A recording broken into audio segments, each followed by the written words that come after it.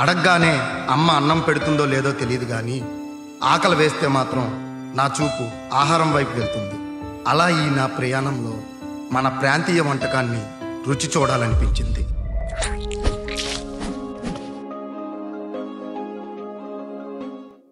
అందుకోసం నేను అరకు వచ్చా.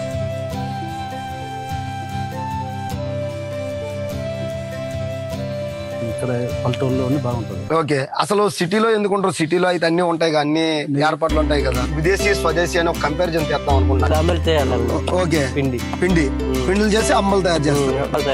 చాలా బాగున్నాయి అన్న, నిజంగా న్యాచురల్ ఫ్లేవర్స్ లా ఉన్నాయి. నిజంగా చెప్తున్నా, చూద్దాం అతని మొక్కలో ఆనందం ఎలా ఉంటుందో.